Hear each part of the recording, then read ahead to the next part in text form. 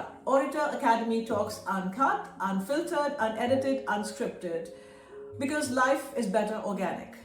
Today I have the pleasure of the company of two of my wonderful friends, Mariette and Ash. They are married to each other. They are so different from each other and yet so together.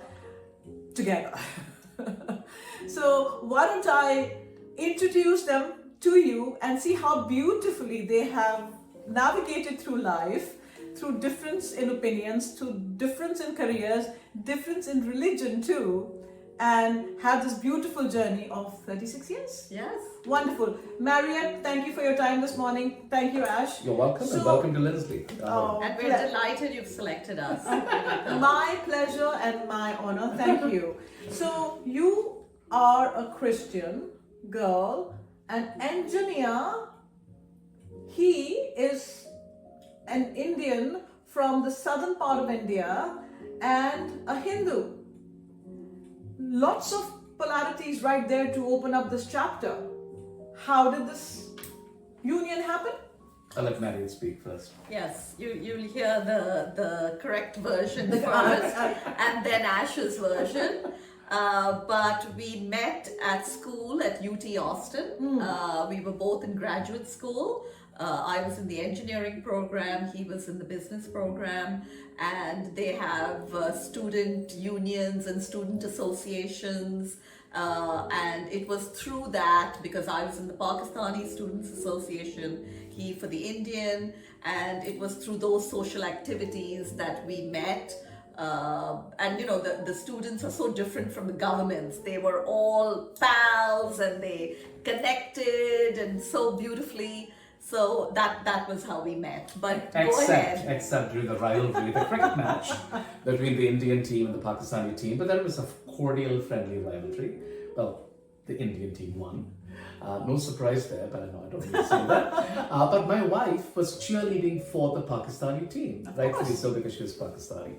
But you would think there would be a political tension or a nationalistic tension with the Pakistan team and the Indian team. No, we were cordial. And in fact, there was a romantic tension, if at all, between me and Mariette. And those were the first few sowing seeds of our romance and courtship that led to these 36 years of bliss, I would say. So what attracted you? What was the first thing that you noticed about him? And what was the first thing that you noticed about her? I'll start with you, Mariette. Yeah, so you know, Ash, he speaks very well, he speaks confidently, he has interesting things to say, and so he was very different. He was very different from, you know, most people I knew, and especially when you come to graduate school. That was the first time I was coming away from my family. So you know, it was all about school and homework and preparing for tests, and everything was rather low key, let's say. Not like kids today, you know, there are parties, that's what college is, right? And UT Austin? Yes, exactly. But when you're in graduate school, it's a little different. You know, you're more serious about your studies in graduate school. So that's really what attracted me to Ash. You know, it sounds almost blasphemic to hear the word attracted to Ash in the same sentence. And truly is.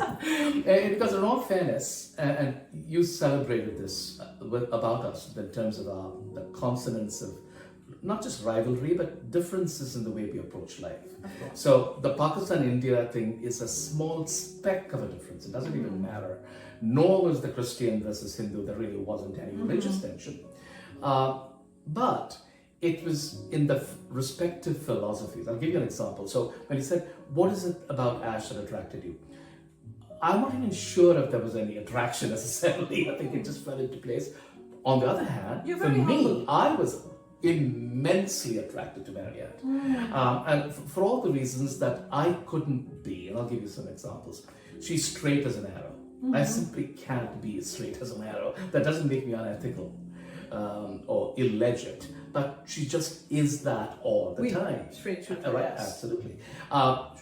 She's very comfortable with the skin. And from that distills a simple rule of simplicity, and with that simplicity comes elegance. On the other hand, I'm a frustrated, Renaissance wannabe, and there's a sort of a retro flamboyance that's intrinsic and embedded in my life, which so therefore I only can look up to someone like Mariette who's not any of that, and I would like to be her when I grow up, and that was probably my simple and my most attractive aspects to this.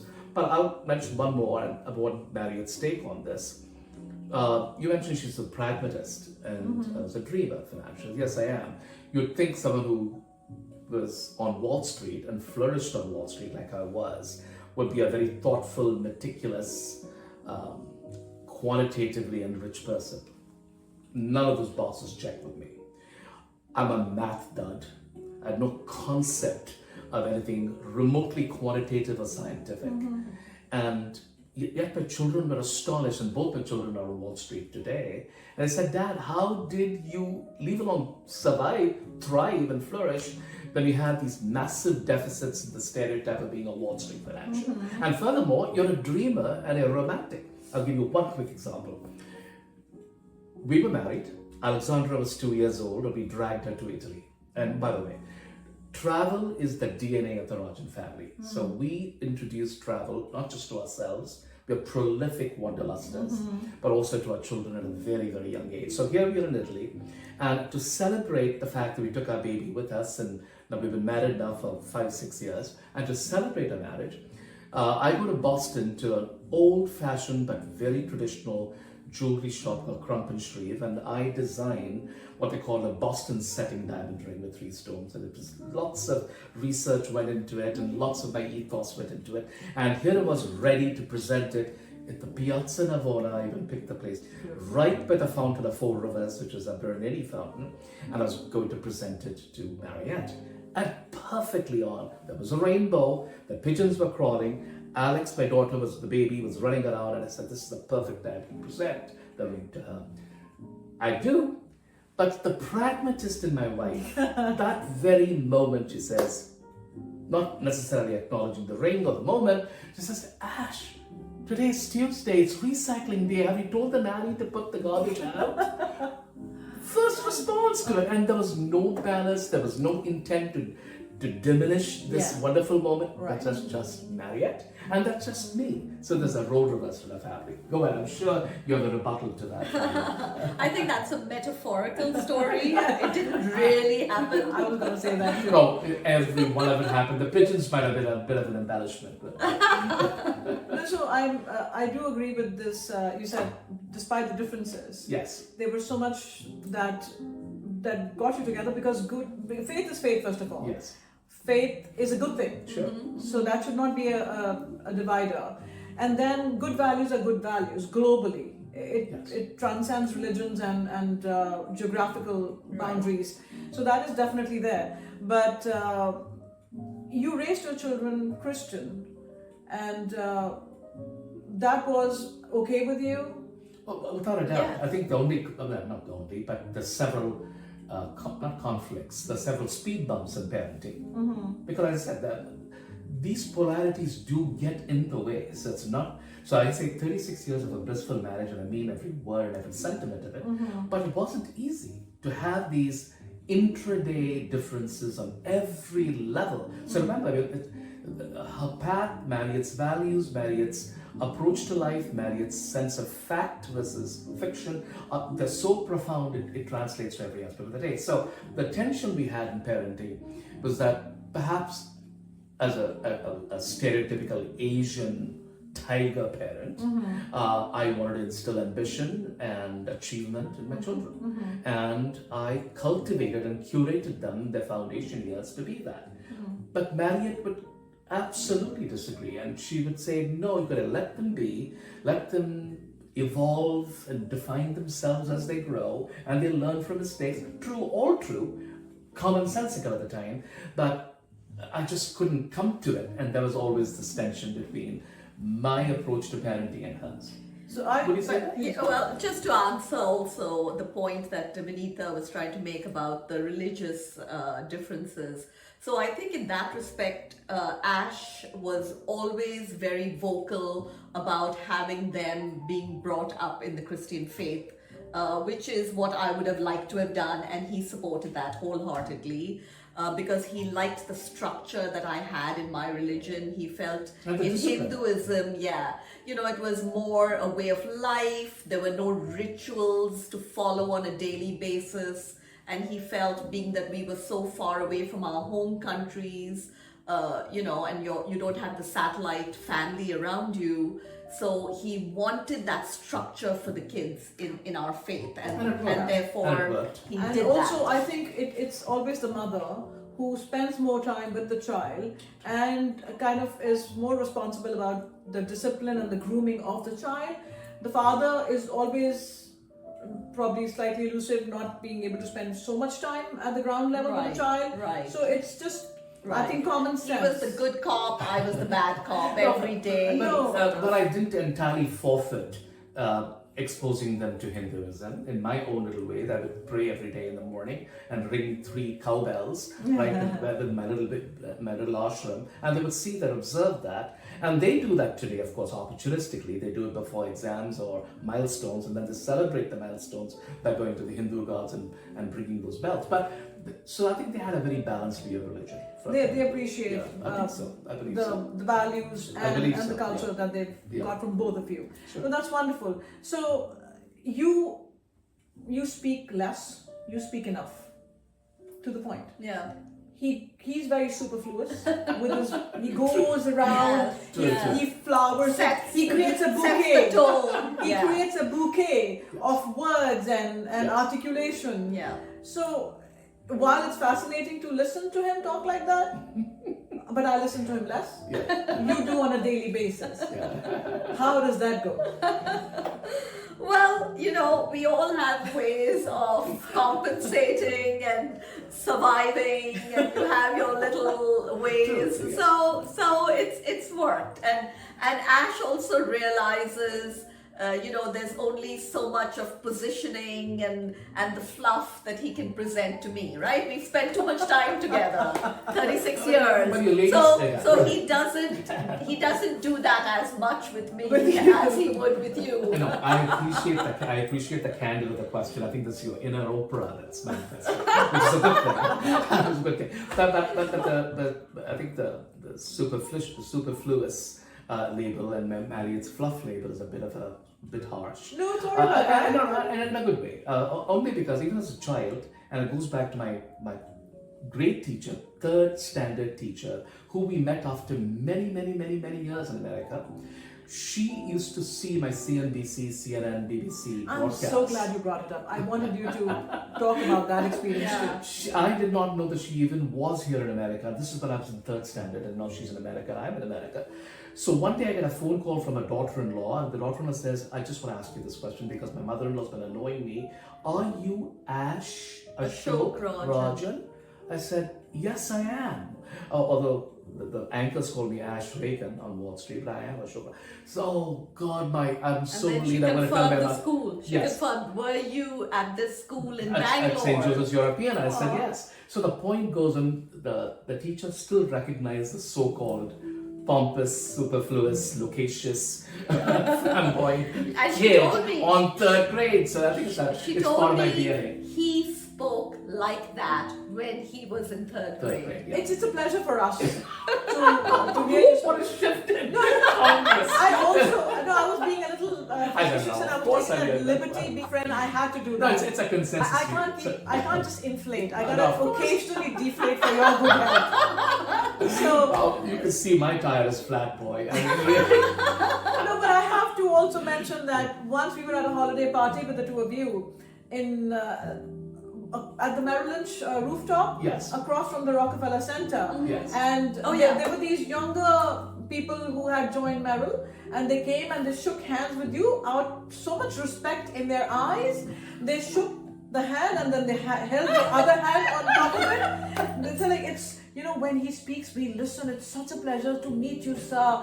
So, the friend that we take for granted, Yes. was being revered Yes. There you Yes. by the juniors because it's a skill and you have it, and we may make fun of you. It could be out of a little inferiority because we can't deliver it the way I'm you do. stalking. Then it's like taking coal to Newcastle.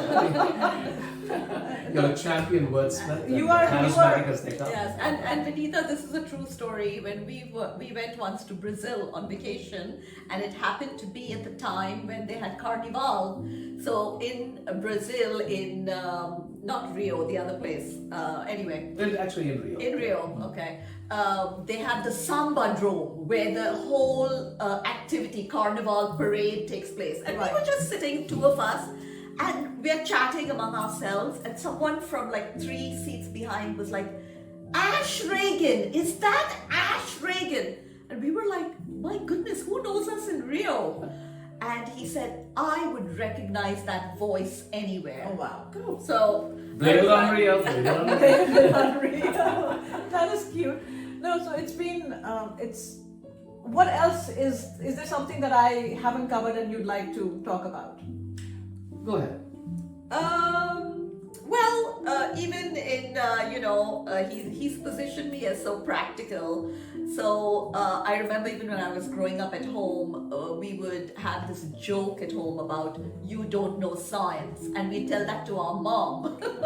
Like sometimes, if there was something, and if she didn't get it, we'd be like, Mom, you don't know science. So I've always told the Ash and the kids that story. So now we attribute it to Ash that he doesn't know science, and sometimes it's like it's like if you're hanging something, he'll want to hang it on a door where you're moving it. So it's like, no, you've got to put it on something stationary, just something silly like that. But so it's the practical aspects, like you love you're saying you love all these artifacts, so he's got the vision as to how it should look, and then I come with the practical as to how to hang it or what to do, like something can't overlap, things like that. Or better still, to veto it, the number of fights and quarrels we've had in the streets of Paris, streets of Florence, streets of Venice, Milan, name big capital cities rich in art and antiques, where I would go on a binge of acquisition, and the fights between husband and wife was so torrid. It became a street carnival in itself. And then when she was not looking, when we came back and she was at work, all the packages would arrive with shipments and containers, and my nanny would say, oh my God, this is going to be a battle tonight between mother, husband and wife. But so that's just one polarity in the sense that I love to be surrounded by beautiful things. Yes. I love to be surrounded by beauty, period. Thank you. So I married beauty. Yes, truly I'm so blessed to have that. But Mariette doesn't necessarily indulge in that. So, like I said, she's very content reading a book and on a beach or in her living room. But I am restless and antsy if I am not walking down the third arrondissement in Paris, taking in the charcuteries and the bakeries and the boulangeries. I'm just made that way. As I said, I'm a frustrated Renaissance man, and that defines me. But she allows that space, and I think that's what's kept us going for so many years. And I, despite these whiplashes back to pragmatism, which is hard to contain for a dreamer, I've survived it. And for instance, I'll give you an example. When people come to this home, they go to her and they congratulate her on the look and feel. And she so sweetly defers that to me and says, no, my husband is the decorator. But I wear the skirt in this house, and I'm proud to say that. Well, she changes the oil. I pick the fabric, she changes the oil in the car. So this role reversal gets to be so intensive and extensive throughout our life, but that's what we celebrate. Why do you say I'm the person who wears a skirt in this house? Because I believe that I am in touch with my feminine self, if there is such a thing, and I'm not afraid of that. You come from Hinduism. We are Ardhanarishwar, half man, half woman. I love that. I'm going to use that in I could wear half a explanation. skirt and half a pant. There you go. And so could you. Yeah, so there you go. So there's no gender tension at all for me, in fact. And it translates to anything that's aesthetic. Like I said, I can do all of that. I can write a limerick in 10 seconds or a column or an essay in 5, but I cannot read a map to get to one place. I can't read the GPS for God's sake. It's that inadequate. I feel that inadequate. Lucky for you, Thanks she to my speaks wife. to you now. GPS talks to you now. Yes. Yeah. She fills in the blanks and adds more and accesses to it. Yeah. And that's wonderful. Well, you know what? This house is full of beautiful pieces that one could actually take a tour of and learn and see and learn about. So I think that will be another segment. But this has been such a delightful conversation. There you I go. am so grateful to both of you for your candor and for opening up your beautiful home for this conversation today, because this is an inspiration. You both are together an inspirational couple, and separately also beautifully inspiring. So, overdose today. Thank you. Wonderful metaphors. No, absolutely. I say what I mean. Of course. Yes. You haven't handed me anything under the table yet, so I'm just making sure that I please you enough. No, but jokes apart. But there's a glass of white burgundy that's amazing. So that could Thank be you. position to So say yes. this was a beautiful conversation with Ash and Mariette, and I thank them for their time today. Stay tuned to OATS Uncut. We'll catch you again next time. Take care of yourselves. Stay well. Bye-bye.